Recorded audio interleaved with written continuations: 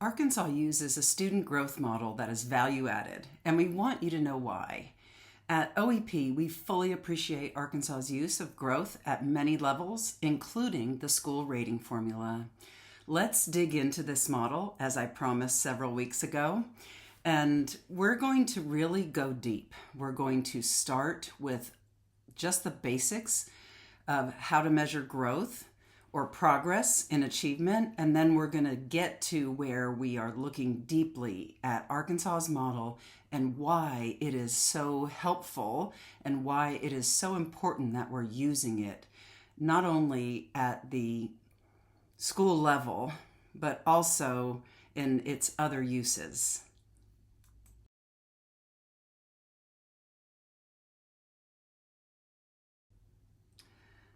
Achievement or performance usually refers to a point in time measure of something, depending on the design of the test. In our case now, Atlas measures students' knowledge, skills, and understanding relative to grade level standards, which in theory are designed to lead to college and career readiness. To understand growth and achievement, we need to first know something about how we measure achievement.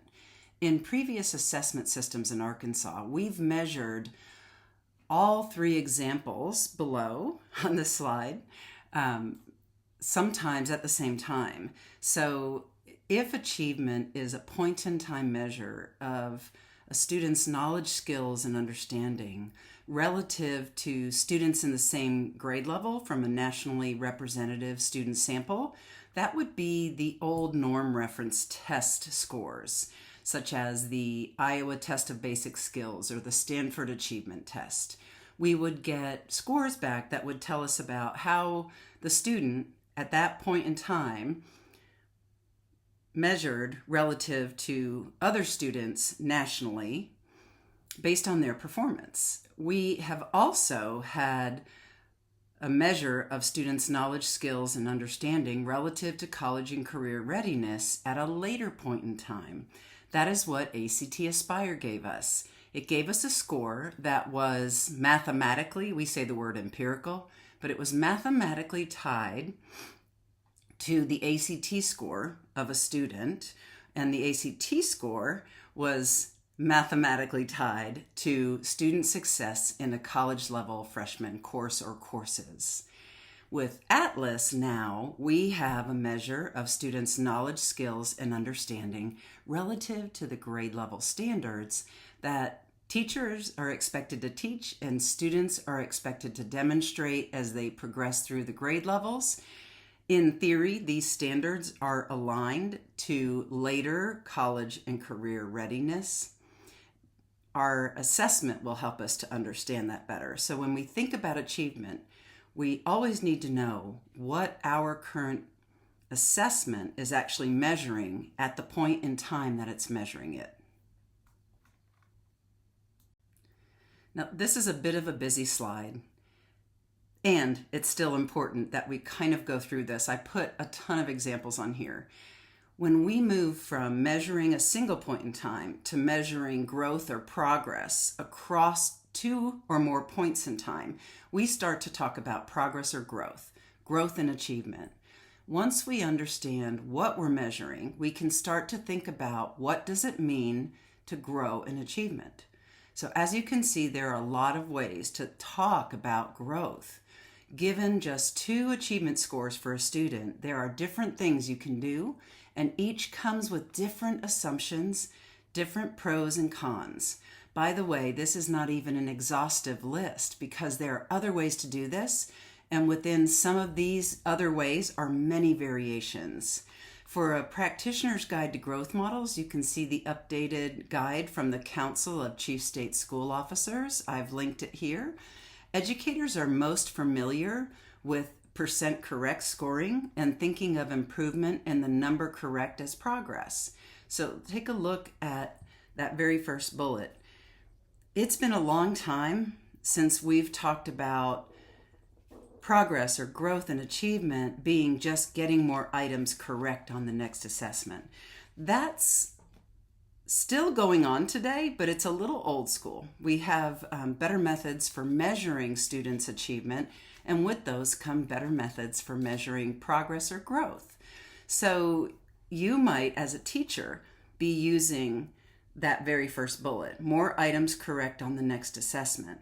Some people are aware that items might differ in the difficulty that they have. And so getting more difficult items correct on the next assessment might be a sign of growth. Getting similar items, the similar number of items correct on the next grade level of standards compared to the previous year test could also be a measure of progress or growth.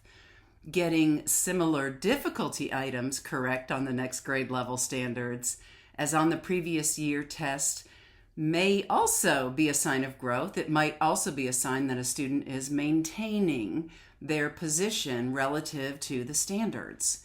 So getting a higher scale score this year compared to last year is one of the things that we consider as one of the most basic scores for progress. It's called a gain score. And I'm going to talk about this and what the assumptions are beneath it, and also the pros and cons of it, because that sets us up for why we do what we do with our current growth measure in Arkansas.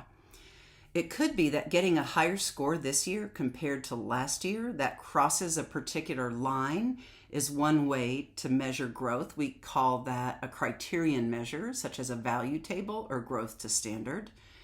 Getting a higher scale score this year than other students with the same score history or the same score last year, that's a student growth percentile.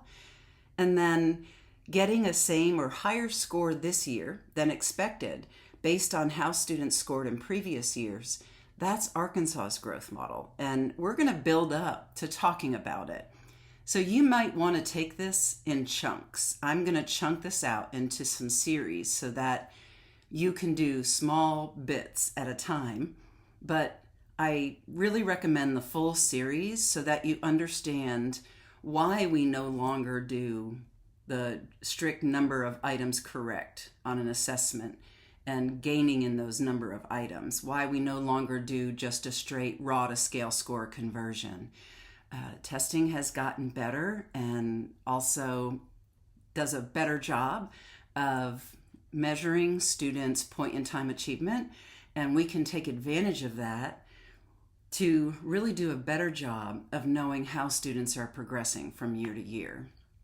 Because measurement of student achievement is a complex endeavor. If you value scores that support valid and reliable inferences. And that's our goal. That's what we really want. We want to know that the time we're investing in looking at data relative to student achievement and to student growth, that we're getting the kinds of scores that support the inferences that we're making, the meaning that we're making from them. And so I encourage you to hang with me as we go through this series. I shared this chart in my last video, and I mentioned that I would go deeper into each of these in comparison to Arkansas's model. And this is that video or series of videos that I promised. As you can see, gain score is just 6% of states. Growth to proficiency, which is a criterion type of model, 24%. Value-added models are 24%. And student growth percentiles take the mother load at 46%. Let's dig into these in the next video and compare Arkansas's model. And as I do, we'll delve into lessons learned from when Arkansas has had these different kinds of models. Stay tuned. The second video in this series, we're going to be looking more specifically at some of the simpler growth and progress models. And we're going to do so to lay a foundation to understand Arkansas's growth model and why we use it, what the advantages are compared to some of these other models. So the next video, video 2, will be a dive into some of the simpler models. And then video 3, which will follow it, will take you deep into how Arkansas's value-added growth model works so you can understand it better from the student level up.